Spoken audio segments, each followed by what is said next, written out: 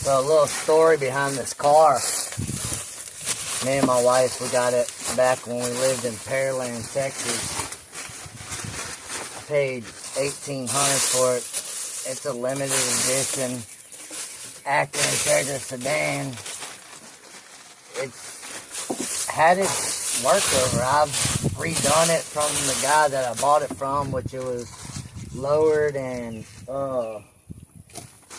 had a 4-inch exhaust on it. Nothing real special, anything like that. But so, you know, fast forward the story, I've redone everything, did a wire tuck, everything like that on it. New suspension. And we moved out here to Rye, Texas, and I was getting ready to redo it. All this trash you see me cleaning out of here is actually brand new boxes that were parts, they say, not product, to redo the car. I started on the suspension, stripped it down, pulled the motor out of it. Motor and tranny came out. About a week or so later, I don't know the exact time on it, but we got flooded out. And when we got flooded out, I basically lost everything. Everything you see in my yard, basically, like this car went completely underwater. Like there's mud on the headliner, there's mud on the sunroof on the outside. My Tahoe that I'm taking apart, the rear end was seized up on it, so I couldn't move it. And I just left it back here not thinking that it was going to get hella deep. And hella deep it was. I got a camper that's sitting on that side of my yard. It's like a 79 Titan or whatever.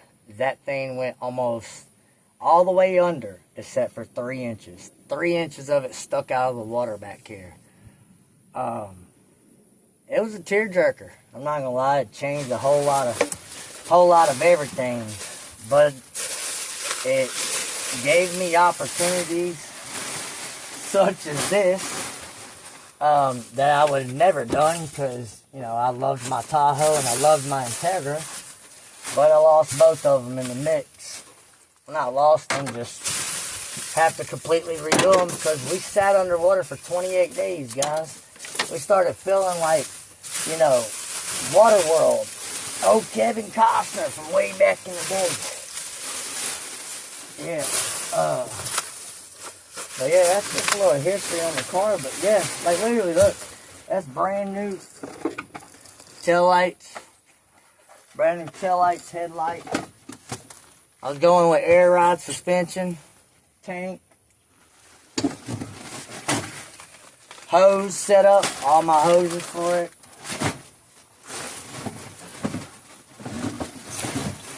Brand new control arms, adjustable ball joints.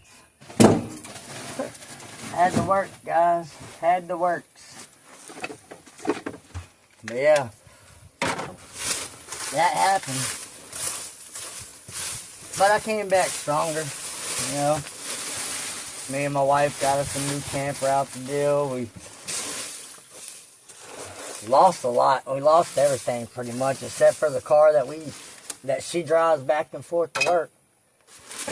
We didn't lose it, but a week and a half after the flood was all officially over with, we moved back here to the area, you know, because we moved our camper up to the front, but it still went 4 foot underwater up at the front of the neighborhood. We got kind of like trapped in the neighborhood where we couldn't get our campers out. We were only able to get one camper out, and it's just because we woke up to the dam at like 120,000 or something like that. I can't remember the numbers exactly, but that's not a good thing, guys. 120,000 is cubic feet squared, right, with water pressure.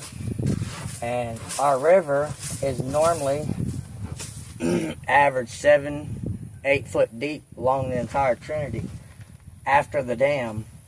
Yeah, it got 37.5 foot above that. So we were topped out at 42 feet.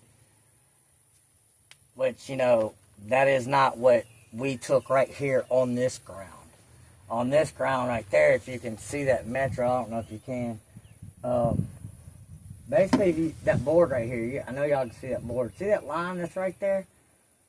That is basically about where the water level was, back here.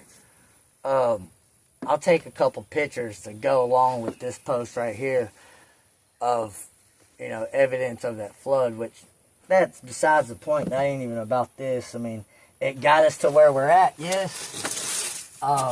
But inspiration, you know, behind people that do this kind of thing, customization,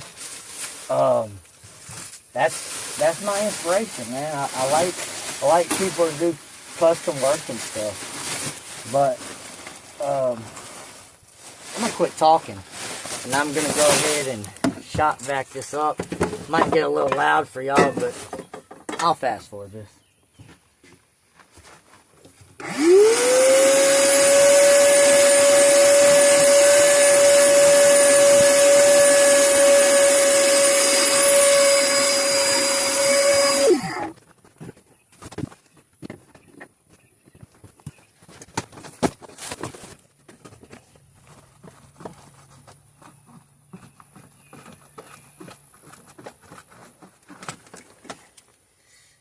Well, if you ain't got none of these scissors, y'all should get some. This ain't a sponsored video or nothing. You know, just I think I got them at Harbor Freight or something like that. Man, these bad dudes cut everything.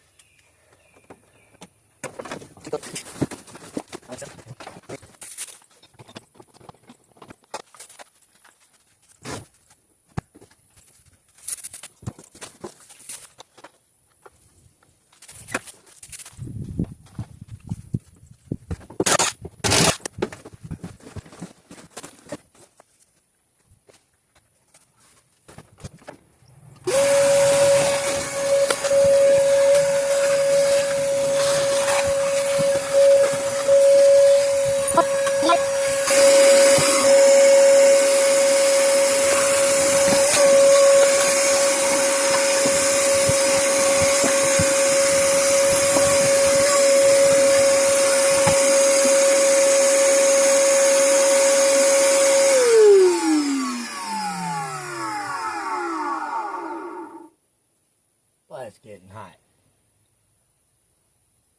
Well, there you have it. She's cleaned out.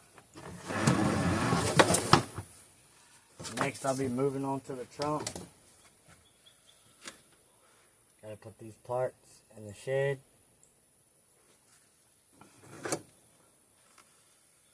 Oh, one step at a time. On to the next.